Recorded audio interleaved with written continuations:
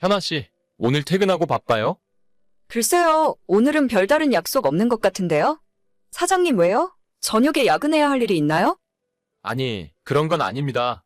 저번에 현아 씨가 맡아서 해준 일도 잘 끝났고, 덕분에 사장님에게 금일봉 받은 것도 있어서 저녁에 고기라도 사드리려고 하는데, 시간 괜찮으세요? 고기요? 진짜요? 소고기 먹으러 가나요? 현아 씨가 원하면 소고기 먹으러 가죠, 뭐. 어차피 둘이 먹는데, 한우 먹어요. 저희 단둘이요? 다른 분들은 아무도 안 가시나요? 네, 사장님께서 현아 씨 칭찬하면서 맛있는 거 사주라고 하셨거든요. 둘이 먹으면 한우 먹을 수 있는 돈인데, 여럿이서 가면 삼겹살 먹어야죠, 뭐. 그럼 이번에만 둘이서 몰래 가도 되겠죠? 다른 분들에게 조금 죄송하긴 한데, 어차피 다음 주에 전체 회식할 테니까 다른 사람들은 그때 삼겹살 먹으면 돼요. 걱정하지 말고 한우 먹으러 가시죠. 그래야 저도 사장님에게 현아 씨 맛있는 거 사줬다고 이야기할 수 있으니까요. 알겠습니다. 그럼 이따 퇴근하고 뵙겠습니다. 그래요. 저녁에 요 근처에 있는 고깃집으로 갈 테니까 내 차로 이동해요. 저는 27살이고 직장 때문에 혼자 자취하고 있는 미혼 여자입니다. 이제 와서 생각하면 한우에 눈이 멀어서 그런 선택을 하면 안 됐어요. 저는 대학 졸업하자마자 지금 이 직장에 들어와서 일을 시작했고 이제 2년 조금 넘었네요. 3년 전부터 사귀는 남자친구가 있지만 둘 다 결혼 생각은 아직이에요. 저랑 저녁 같이 먹자고 했던 차장님은 나이도 40대 후반이고 아이가 둘 있는 유부남입니다. 평소에 회사에서 말씀도 별로 없는 조용하신 분인데 모든 직원들에게 존댓말을 해주시며 매너가 좋으셔서 여직원들 사이에서 평판이 좋으세요. 게다가 신입사원 때부터 저한테 일도 꼼꼼하게 잘 가르쳐 주셨고 다른 능글맞은 아저씨들과는 다르게 이상한 농담 같은 것도 전혀 하지 않으셔서 인간적으로 꽤 괜찮은 분이라 생각했습니다. 그래서 둘이 고기 먹으러 가자고 하셨을 때도 전혀 이상한 생각은 들지 않았어요. 실제로 제가 회사 세금 문제 때문에 지난 2달 동안 정말 바쁘게 일을 했었거든요. 사장님도 항상 저한테 고생한 우리 미쓰리한테 맛있는 거 한번 사줘야 하는데 라는 말을 자주 하셨기 때문에 진짜로 사장님이 시키셔서 저만 고기를 사주는 줄 알았어요. 이제 와서 생각해보면 조금 이상한 구석이 한두 가지가 아니었지만 그때까지만 해도 차장님 말씀을 철석같이 믿고 있었습니다. 현아 씨, 이제 슬슬 퇴근 준비하고 내려와요. 다른 직원들이 보면 혹시라도 오해받을 수 있으니까 뒷문 쪽 주차장으로 나와요. 알겠습니다. 지금 하는 일만 마무리 짓고 10분 안으로 내려갈게요. 근데 오늘 한 분 더 오실 텐데 괜찮을까요? 현아 씨도 아는 분이에요. 다른 분이요? 저희 회사 사람인가요? 솔직히 저희 회사는 아니고 거래처에서 일하시는 분인데 현아 씨랑 자주 보고 얼굴도 아는 사이일 거예요. 아, 그게 저는 저희 둘만 가는 줄 알았는데 모르는 사람 있으면 불편해서 먹기가 좀... 아니에요. 현아 씨랑 잘 아는 분일 텐데. 막장건설 아시죠? 거기에서 일하시는 분인데 얼굴 보면 아실 거예요. 제가 그분이랑 친분이 좀 있어서 오늘 식사하는 김에 같이 약속을 잡아버렸네요. 불편하시면 그냥 그분한테 다음에 보자고 할까요? 이미 약속 잡으신 것 같은데 괜찮아요. 저는 그냥 밥만 먹고 가면 되니까 상관없어요. 이해해줘서 고마워요. 현아 씨는 그냥 고기만 맛있게 먹으면 될 거예요. 알겠습니다. 갑자기 거래처 회사에 직원을 데려온다고 해서 솔직히 좀 깜짝 놀랐어요. 그래도 얻어먹는 처지에 뭐라고 하긴 그렇고 나는 신경 쓰지 말고 조용히 고기나 먹고 가면 그만이라는 생각이었죠. 사장님 차를 타고 식사 장소에 도착을 했더니 정말 어디서 많이 보던 분이 나와 계시더라고요. 얼굴도 까무잡잡하고 연세는 50대 후반에서 60대로 보이는 아저씨였는데 차라리 저랑 나이 차이가 확 나는 분이라서 신경 쓸 일 없어서 좋겠다 싶었죠. 자리에 앉자마자 기다리던 한우를 시켜서 먹기 시작했고 오랜만에 먹는 소고기라서 그런지 정말 입에서 살살 녹고 맛있었어요. 다들 직장인들이라 별로 할 말도 없고 이런저런 회사 이야기나 서로 사장님 뒷담화도 하면서 아저씨들이랑 그런대로 즐겁게 식사를 하고 있었는데 갑자기 저랑 함께 온 차장님이 화장실을 다녀오겠다고 하고는 한참 동안 그대로 돌아오지 않더라고요. 사장님, 무슨 일 있으세요? 20분이 넘었는데 왜 안 돌아오세요? 현아 씨 미안해요. 나 오늘 집에 급한 일이 있어서 먼저 들어가 봐야 할 것 같아요. 계산은 저희 먹은 것까지는 했고 추가로 주문한 거 있으면 그 형님이 하실 거예요. 편하게 식사하고 즐거운 시간 보내요.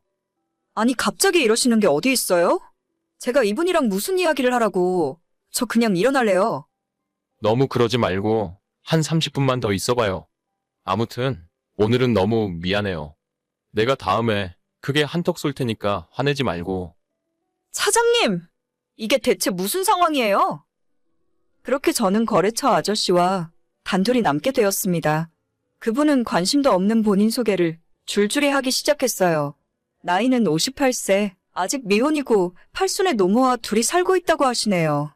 이미 그 전에 고기를 먹으면서 소주를 한 잔씩 마시고는 있었는데 식사도 거의 끝나고 저도 집으로 돌아가려 했지만 그분께서 소주 한 병을 추가로 시키더라고요. 자기랑 이거 한 병 다 마실 때까지만 이야기 좀 하자면서 저한테 남자친구가 있는지 물어보고 연애 상대로 연상은 어떻게 생각하느냐 묻더라고요. 그때 제 기분은 정말 참담했고 뭐라고 말로 표현할 수도 없었습니다. 2년 전에 저를 처음 봤을 때부터 상냥하고 싹싹한 모습이 참 마음에 들었다면서 특히 우더른들께 잘해서 좋다는 칭찬을 하시더라고요. 제가 중학교 때까지 집안 사정 때문에 외할머니와 함께 살아서 평소 어른들에게 잘하고 말도 싹싹하게 하는 편이긴 해요. 아무리 그래도 그렇지 저랑 20살도 넘게 차이 나는 아저씨가 어떻게 저한테 호감을 표현할 수 있는지 소름이 쫙 끼치더라고요. 소주잔에 담긴 술을 다 먹으면 사귀는 거라며 웃기지도 않은 농담을 하고 자꾸만 저한테 술을 더 먹이려 하고 이 술 다 먹을 때까지는 못 간다고 하길래 그냥 콜택시 불러서 도망치듯 빠져나왔습니다. 그 자리에 더 있다가는 무슨 일을 당할지 모르겠다는 생각이었고 이 모든 상황이 너무 불쾌했거든요. 뒤에서 저를 붙잡는 소리가 들렸지만 무시하고 택시가 오자마자 타고 집으로 가고 있는데 모르는 번호로 연락이 오더라고요. 현아 씨, 오늘 즐거웠습니다. 다음에 또 만날 기회가 있었으면 좋겠네요. 누구시죠? 오늘 같이 식사했던 카페입니다. 유카페요. 이 번호가 제 번호니까 저장하세요. 아, 정말 죄송한데 앞으로 따로 연락은 안 하셨으면 좋겠어요. 왜 그러시죠? 그냥 별다른 뜻 없고 친하게 지내면서 가끔 밥도 먹고 쇠주 한잔 하는 사이로 지냈으면 좋겠습니다. 편한 오빠라고 생각하세요. 아니에요. 제 남자친구가 알면 화를 많이 낼 것 같아요. 진짜로 연락 안 해주셨으면 좋겠어요. 그 남자랑 당장 결혼할 것도 아니잖아요. 인생 어떻게 될지도 모르는데 열린 마음으로 생각해 보자고요. 능력 있는 연상 오빠랑 한번 만나보는 것도 나쁘지 않아요. 아니에요. 저희 아빠랑 형님 동생 하실 나이인 것 같은데 너무 부담스러우니까 그만해주세요. 형님 동생 하다가 장인 사위 될 수도 있잖아요. 사랑의 나이가 뭐가 중요하겠습니까? 현아 씨 처음 봤을 때 어른들에게 싹싹한 모습 보니까 울 어머니 생각나더라고요. 저런 여자면 같이 살아도 시어머니한테 참 잘하겠다 싶고 좋았어요. 아니요. 저는 그럴 일 없고 더 이상 대화 나누는 건 의미 없는 것 같아요. 차단할 테니까 연락하지 마세요. 더 이상 선 넘으면 저도 가만히 있지 않을 거예요. 현아 씨 한번 잘 생각해 보세요. 어떻게 58살 먹은 아저씨가 나한테 저런 생각을 품고 있는지 정말 징그러운 기분이었어요. 저도 연애를 할 때 위로 아래로 나이 차이는 큰 상관 없다고 평소에 생각하고 있었습니다. 상대방 남자가 충분히 괜찮은 사람이라면 띠동갑 정도는 만날 수도 있다 싶어요. 그런데 내일 모레 은퇴할 나이인데 별다른 직급도 없는 아저씨랑 제가 만날 이유는 없잖아요.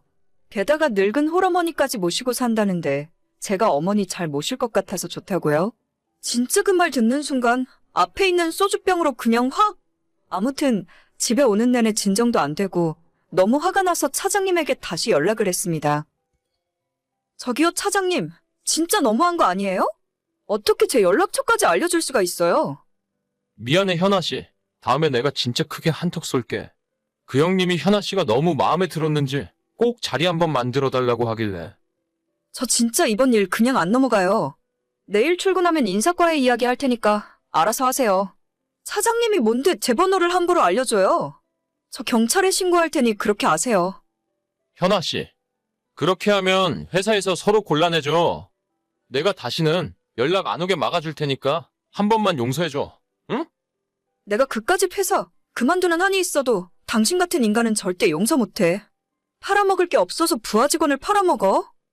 현아 씨, 내가 진짜 미안해. 어떻게 보상을 하면 좋을까? 다음 날 출근했는데 차장이 저를 탕비실로 따로 부르더군요. 제 앞에서 무릎 꿇고 절대 인사과엔 이야기하지 말아 달라는데 순간 그 모습 보니 마음이 조금 약해졌어요. 사과의 의미로 100만 원을 제게 주고 앞으로 절대 그 아저씨에게서 연락 안 오게 해주겠다는데 일단 한번 썩는 셈 치고 그 말을 믿기로 했어요. 지금 다니는 회사가 살고 있는 집에서 가깝기도 하고 솔직히 이만한 직장 구하기 쉽지 않거든요. 마음 같아서는 경찰도 부르고 인사과의 이야기에서 홍구멍을 내주고 싶지만 괜히 저까지 불이익 당할 것만 같고 일 커지게 만들고 싶진 않네요. 그날 점심시간에 차장님이 바로 제 통장으로 100만 원을 입금해 주었고 일단 그거 받고 참기로 했어요. 만약 또 그 아저씨한테 한 번이라도 연락이 온다면 그땐 참지 않고 바로 신고해버릴 겁니다. 너무 쪽팔린 일이라서 남자친구는 물론 주변에 아무한테도 이야기 못했어요. 지금도 어떻게 20살 차이 아저씨가 저한테 고백할 수 있는지 그렇게 내가 만만하게 보였을까 하는 생각에 며칠째 우울한 마음이 가시질 않습니다. 오늘의 사연은 여기까지입니다. 구독과 좋아요, 알림 설정은 많은 힘이 됩니다. 다들 행복하시고 좋은 하루 되세요.